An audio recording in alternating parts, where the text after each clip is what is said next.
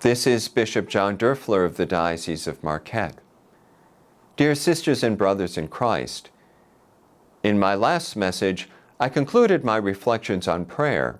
In this message, I wish to begin a series of reflections on the sacraments.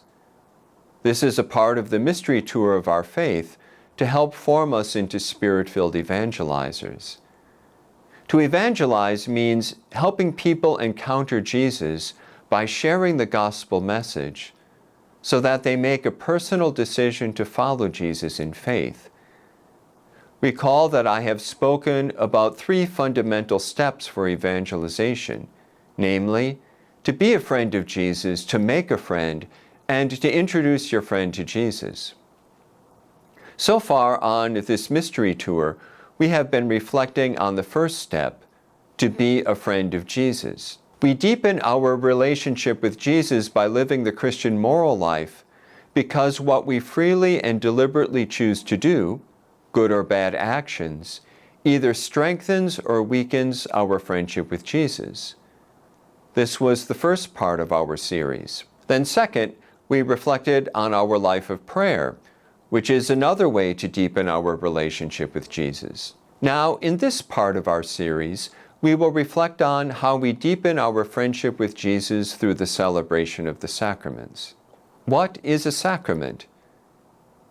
The Catechism of the Catholic Church states, quote, "The sacraments are efficacious signs of grace, instituted by Christ and entrusted to the Church, by which divine life is dispensed to us." End of quote. Sacraments are signs because they show us in an outward way how Jesus is truly working through the celebration of the sacraments to deepen his friendship with us. The Catechism states, quote, "The visible rites by which the sacraments are celebrated signify and make present the graces proper to each sacrament." End of quote. In the messages that follow, we will reflect upon how each of the sacraments shows us how Jesus is at work in our lives. Sacraments are efficacious because Christ himself works through these signs. The sacraments give us grace, which is the free gift of friendship with God and a share in his life, as well as the help that we need to follow him. Though Jesus is truly at work in the sacraments, we need to be properly disposed so that the sacramental grace that he gives to us truly bears fruit in our lives. We must be open to the Lord's work.